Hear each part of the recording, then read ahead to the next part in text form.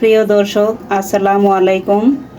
আজ আমি নতুন একটি আইটেম নিয়ে চলে এলাম, রান্না করে দেখাবো। আমি প্রথমে তেল দিয়ে দিলাম, দিয়ে দিচ্ছি একটু শুকনো মরিচ। এখানে আমি নিয়ে নিয়েছি একটি পেঁয়াজ কুচি, একটি রসুন কুচি আর একটা তেজপাতা নিয়ে নিয়েছি। এটাকে আমি এখন দিয়ে দিলাম।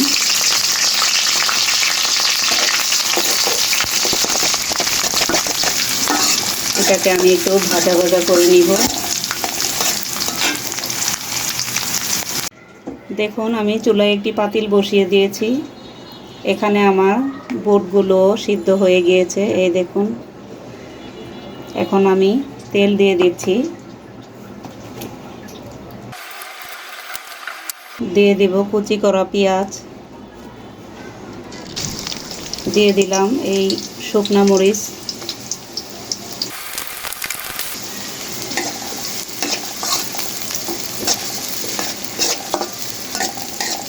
পেঁয়াজটাকে আমি একটু ভেজে নিব।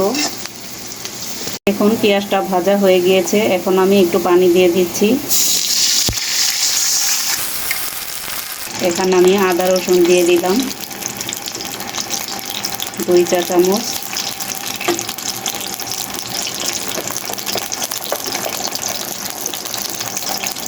হলুদ গুঁড়ো দিয়ে দিলাম 1 চা চামচ, মরিচের গুঁড়ো দিয়ে দিচ্ছি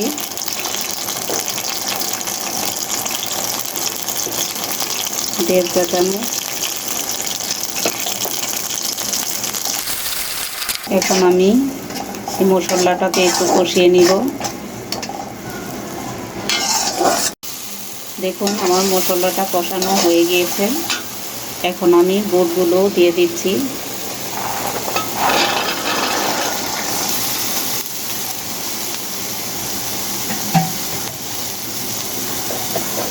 এখানে আমি একটু আলু সিদ্ধ করে নিয়েছি, দেখুন দিয়ে দিলাম।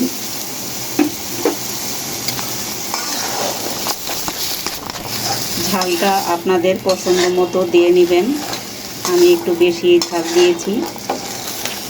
আপনাদের যদি গরম মশলা দেওয়ার ইচ্ছা থাকে দিয়ে নেবেন, আমি এটা দিচ্ছি না।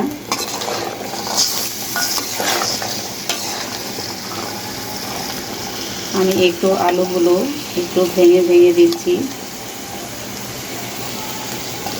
এই দেখুন।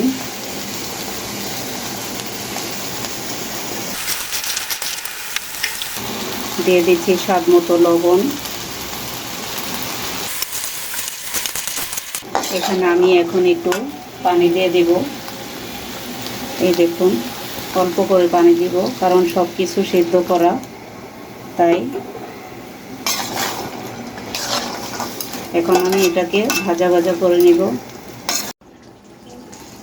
দেখুন, আমার বুট ভুনাটা হয়ে গিয়েছে। আমি একটু এরকম মাখা মাখা করে রাখবো। এখন আমি একটু জিরার গুঁড়া দিয়ে দিচ্ছি,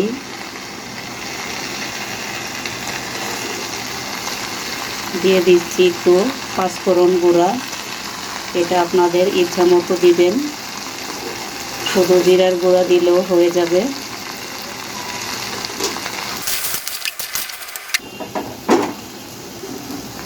দিয়ে দিচ্ছি একটু কাঁচামরিচ,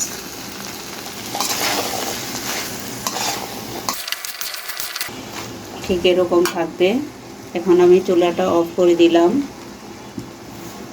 আমি একটু বেড়ে দেখাচ্ছি, এই দেখুন। ঠিক এরকম করে রান্না করে দেখবেন, খুব ভালো লাগবে।